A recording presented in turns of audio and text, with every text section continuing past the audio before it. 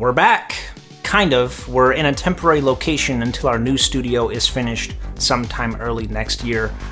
While we're here, we're going to continue to try to make as many videos as we can, but fingers crossed it's not going to be that much longer. But make sure you're following us on social media and you can see updates on how the studio is progressing over there. But let's get back to the product reviews. Today, we're going to be taking a look at this bad boy here. This is the Skyloom SK61 60% optical keyboard. It's a bit of a mouthful, but there's quite a bit to talk about here. Let's take a look.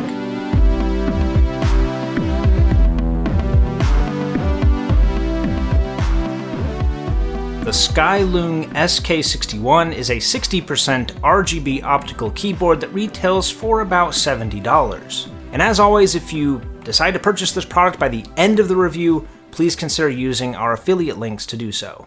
As far as personality goes, this little keyboard definitely stands out. It's mostly white with pink accents and a single green escape key. It takes a bit of a different approach to backlighting. It is backlit, but it's actually the keycaps that are slightly translucent instead of being entirely opaque and the light just shining through the letter on the keycap. It is a 60% board, which is about as compact as most people are comfortable going, so it does not have any function keys, obviously does not have a number pad, and actually doesn't even have a dedicated set of arrow keys. It does have arrow keys, but in order to use them, you have to utilize the function key. It has very high quality PBT thermal sublimation keycaps, which are pretty high end, and even comes with a few extra so you can swap them out if you decide to use it with a Mac. The only thing it changes is it adds the characters on the keys that would be associated with commands you'd use on Mac OS instead of Windows.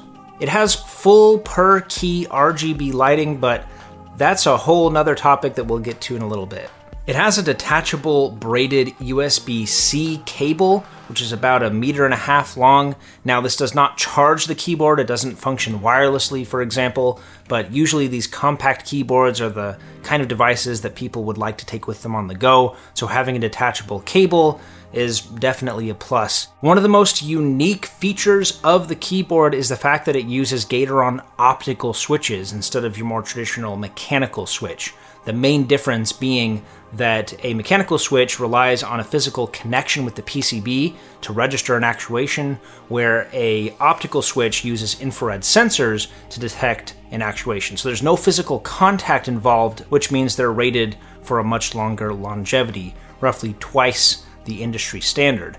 So these Gatoron brown switches are included with this keyboard, but it does also come in blue and red variants as well. And the specs of the brown switch are essentially on par with their Cherry MX equivalent, being roughly 55 grams of actuation force and 2 millimeters of travel to initiate an actuation, with an additional 2 millimeters of travel beyond that.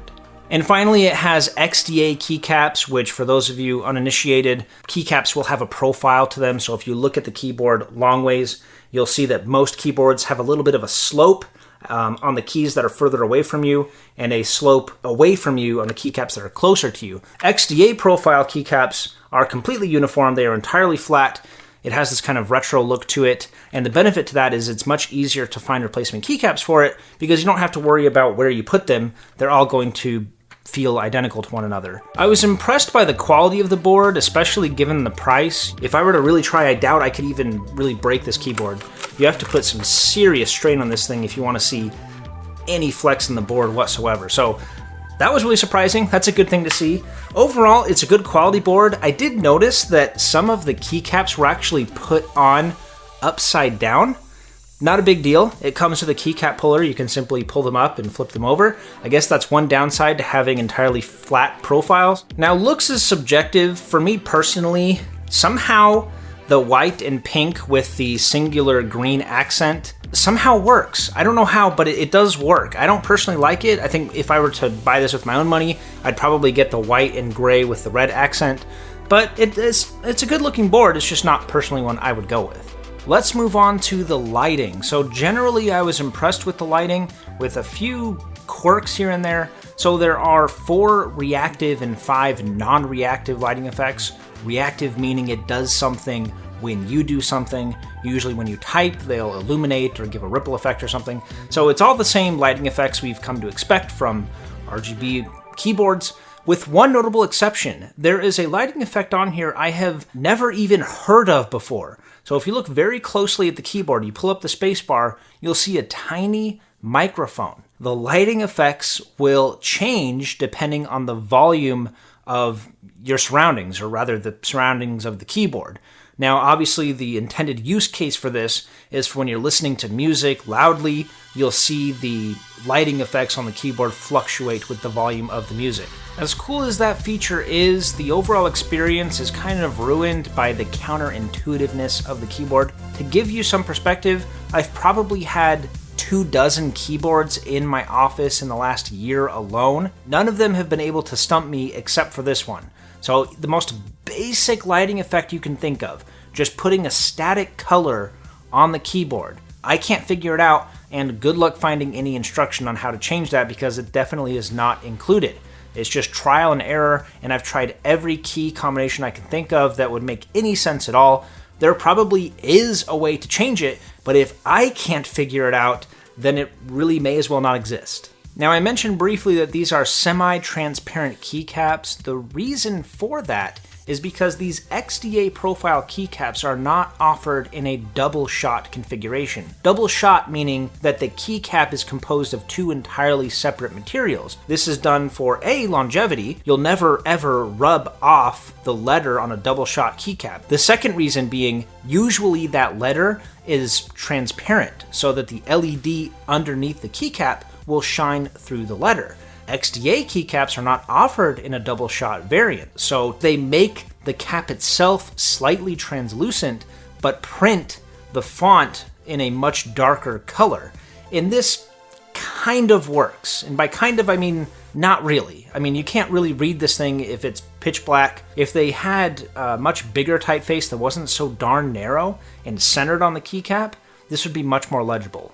And let's be perfectly honest, while RGB lighting is kind of a staple of a keyboard that costs more than $50 now, I don't really see it being very useful on this keyboard. Personally, it's already got this pink and green combination that's probably on the edge for most people.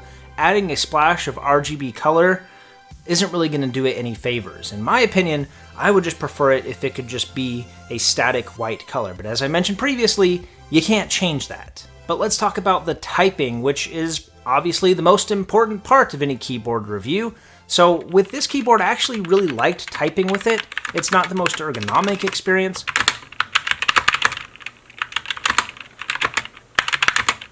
The XDA profile keycaps do not have any slope to them, it does not have a wrist rest, and you cannot angle the board toward you at all. So with a compact keyboard, you kind of know it's not the most ergonomic experience getting into it. Even for a compact board, it's not the most comfortable thing. The only major downside I saw to typing with this keyboard was the lack of a dedicated set of arrow keys. Now, this is going to be entirely dependent on you and whether or not you really use dedicated arrows, but for me, this was definitely a deal breaker. Now, I like compact keyboards as much as the next guy, probably more. But I think I found my cutoff point. If I don't have a dedicated set of arrow keys, it's definitely more inconvenience than it's worth, in my opinion. The SK61 checks a lot of boxes for a keyboard that retails for less than $70. Thermal sublimated PBT keycaps, premium optical switches, and full RGB lighting, just to name a few.